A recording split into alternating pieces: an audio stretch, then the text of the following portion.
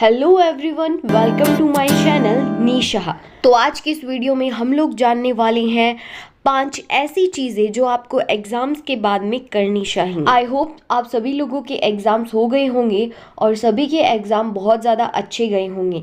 तो चलो कमेंट करके बताओ कि आप सभी के एग्ज़ाम्स कैसे हुए, अच्छे हुए या ठीक थे या फिर अच्छे नहीं हुए। अब देखो, जो हो गया सो हो गया, अब हम उसे क्या है बदल नहीं सकते।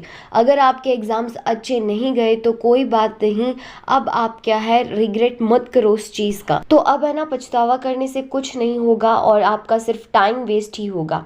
तो आप इसकी बजाय क्या है, जो मैं 5 चीज़ें आपको बता रही हूँ वो ट्राई कर सकते हो, जिससे आपका क्या है जो टाइम है वो बहुत ज़्यादा यूटिलाइज होगा और अच्छी चीज़ों में यूटिलाइज होगा, जिससे आपको बिल्कुल भी पछतावा नहीं होने वाला है। क्योंकि देखो, आज की डेट में कंपटीशन इतना ज़्यादा बढ़ गया है कि लोग अपनी एक एक मिनट को यूटिलाइज करते हैं। और इस ज़माने में अगर आप अपने इतने दिनों को वेस्ट कर देंगे ना, तो आप अपने ज़िंदगी के अहम हिस्से को वेस्ट कर देंगे। मैं ये नहीं कह रही कि एग्ज़ाम ख़त्म हो गए फिर से आप क्या है बुक्स लेकर बैठ जाओ और वही रूटीन स्टार्ट कर दो, नहीं, ऐसा भी नहीं करना है।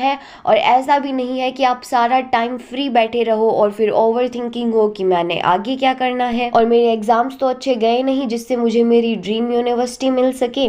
तो देखो, अब आपको इन सब चीज़ों की सोचने की बजाय अब आपको इन चीज़ों के ऑल्टरनेटिव ढूंढने हैं और ये सोचना है कि मैं इनके अलावा क्या कर सकता हूँ या कर सकती हूँ। और जो 5 चीज़ें मैं आज आपको इस वीडियो में बताने वाली हूँ, उनसे आपको नॉलेज तो मिले ही मिलेगी, इसके अलावा आपका टाइम भी यूटिलाइज होगा और आपको क्या है ओवर थिंकिंग के लिए भी टाइम नहीं मिलेगा, जिससे बाद में जाके आपको डिप्रेशन हो। क्योंकि स्टूडेंट्स के अंदर आजकल जो सबसे ज़्यादा प्रॉब्लम देखने को मिल रही है वो है ओवर थिंकिंग की प्रॉब्लम। तो आपको इसी प्रॉब्लम के अंदर नहीं पड़ना है। अगर आपको ये प्रॉब्लम है तो उस प्रॉब्लम को आपको ओवरकम करना है।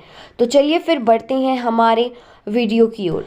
Things to do after exams. Number 1, learn a language, यानी कि आपको एक नई भाषा सीखनी है। आई एम श्योर हिंदी तो यहाँ पे सबको आती होगी और कुछ ऐसे भी होंगे जिनको इंग्लिश भी आती है।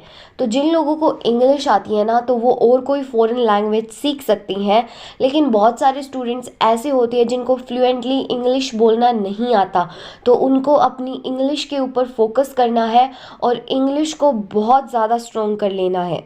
तो देखो, करियर में और ज़्यादा आगे बढ़ने के लिए और ज़्यादा अपॉर्चुनिटीज़ पाने के लिए अगर आपको एक से ज़्यादा लैंग्वेज आती है तो आपके लिए रास्ते और ज़्यादा खुल जाते हैं। तो अब बारी ये आती है कि आपने ये तो बता दिया हमें कि हमें नई भाषा सीखनी है या हमें अपनी इंग्लिश को स्ट्रॉन्ग करना है, लेकिन हम हमारी इंग्लिश को स्ट्रॉन्ग करें कैसे या सीखें कैसे? तो अगर आपको एक नई भाषा सीखनी है तो उसके लिए आपको कुछ बातों पर गौर करना होगा और भाषा सीखने के लिए आपको मोटिव भी समझना होगा। और हाँ, अगर आप इंग्लिश सीखना चाहती हैं तो उसके लिए ऐसा नहीं है कि आपको पूरा ग्रामर कोर्स करना पड़ेगा और उसी के बाद में सिर्फ आपको क्या है इंग्लिश लैंग्वेज आ सकती है। तो ऐसा नहीं है। उसके लिए आपको क्या करना है, पहले तो अगर आप कोई भी चीज़ सोचते हो तो उसको आपको क्या है इंग्लिश में सोचना स्टार्ट करना पड़ेगा। और आपको हर रोज़ थोड़ी थोड़ी वोकैबुलरी करनी चाहिए, जिससे आपकी इंग्लिश और ज़्यादा स्ट्रॉन्ग होती जाएगी। अगर कोई मिस्टेक हो तो उससे डरना नहीं है, मिस्टेक से ही सीखोगे। और सबसे बड़ी बात, अब आपके पास टाइम है तो आपको क्या है इंग्लिश के अंदर मूवीज़ देखनी चाहिए, जिससे आपकी जो इंग्लिश है वो और ज़्यादा स्ट्रॉन्ग हो जाएगी और आपको समझ आने लगेगी।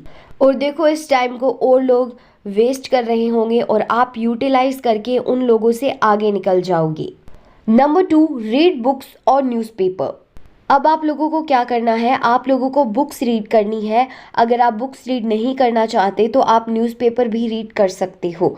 अगर आप लोगों का मन दोनों ही रीड करने का है तो इससे अच्छी बात हो ही नहीं सकती। अब आपको ऐसा नहीं है कि जो बुक्स आपके एग्ज़ाम से रिलेटेड है या आपकी क्लास से रिलेटेड है वो पढ़नी है, नहीं। आप लोग क्या है कोई अच्छी नोवेल बुक पढ़ सकते हो या और तरह की भी मोटिवेशनल बुक्स वगैरह आती हैं वो पढ़ सकते हो, जिससे आपकी एक तो इंग्लिश स्ट्रॉन्ग होगी, जैसे कि मैंने आपको पहले ही बताया।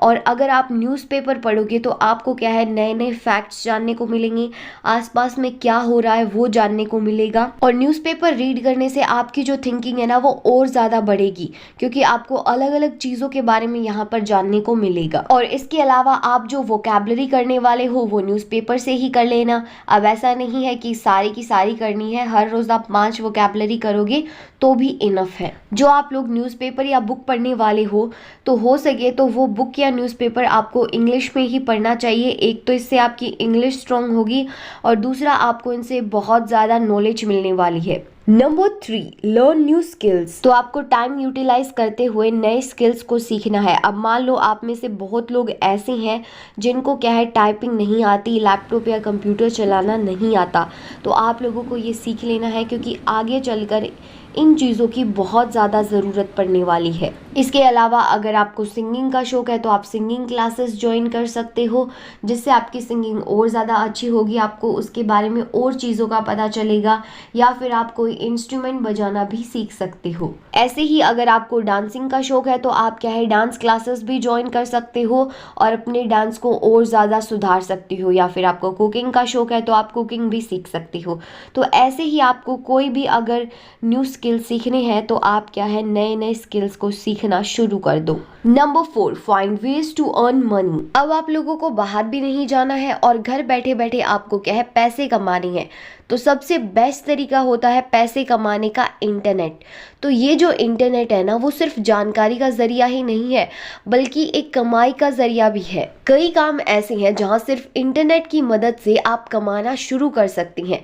ज़्यादातर लोग ऑनलाइन कमाई के रास्ते तलाशते हैं, ऐसे में इंटरनेट के जरिए आपके पास कमाई का अच्छा मौका है। और अगर इंटरनेट के ऊपर सबसे अच्छा तरीका है पैसे कमाने का तो वो है व्लॉग लिखना। और व्लॉग पर आप अपने विचार, शायरी, जोक्स, किसी भी फिल्म का रिव्यू या किसी और चीज़ का रिव्यू, टिप्स, जर्नल नॉलेज की बातें या कुछ भी लिख सकते हैं जो आपका मन करे। और मैं बता दूं कि एक बार लोग जब आपके व्लॉग को पढ़ना शुरू कर देते हैं तो आपकी कमाई होना शुरू हो जाएगी। और इसके अलावा आप लोग क्या है अपना YouTube चैनल भी स्टार्ट कर सकते हो जिससे आपकी अर्निंग हो। और इन सब चीज़ों के अलावा भी बहुत सारे ऑप्शंस हैं जिनसे क्या है आप लोग ऑनलाइन पैसे कमा सकते हो। Number 5, plan ahead. देखो अब ये सारी चीज़ें तो ठीक है, आपको इस फ्री टाइम के अंदर क्या करना है, नई नई स्किल्स सीखनी है या जो भी मैंने बताया जो आपको करना है, लेकिन इसके अलावा जो सबसे इम्पोर्टेंट चीज़ आती है वो ये आती है कि अब आपको प्लान करना है कि आपको आगे क्या करना है। अब मान लो अगर आप 10th क्लास के अंदर हो तो आपको ये सोचना है कि आपको कौन सी स्ट्रीम लेनी है और उस स्ट्रीम के अंदर आपको कौन से सब्जेक्ट लेनी है जिससे आप आगे चलकर अपने गोल को क्या है अचीव कर पाओ। और उसके लिए सबसे पहले आपको अपना गोल बनाना होगा।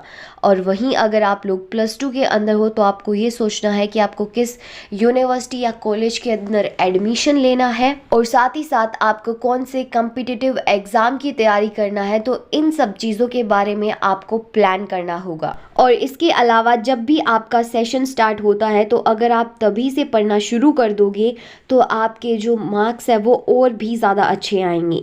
और एक बोनस टिप, अगर आपके पास टाइम है तो आपको क्या है हफ्ते में 1 या 2 फिल्म ज़रूर देखनी है, क्योंकि ऐसा नहीं है कि फ़िल्म सिर्फ एक एंटरटेनमेंट का ज़रिया है। फिल्म से हमें क्या है और बहुत सारी चीज़ों का भी पता चलता है, तो फिल्म भी ज़रूर देखना। तो इसके अलावा जो भी मैंने आपको टिप्स बताई हैं उन सबको फॉलो कर लेना, जिससे आपका टाइम वेस्ट नहीं होगा और एक बहुत अच्छी जगह आपका टाइम यूटिलाइज होगा। अच्छा, तो अब मैंने आपको तरीके तो बता दिए कि आपको एग्ज़ाम के बाद में क्या करना चाहिए। तो ये तरीके आपको कैसे लगे कमेंट करके ज़रूर बता देना। और ऐसी ही वीडियोज़ के लिए इस चैनल को सब्सक्राइब कर लेना।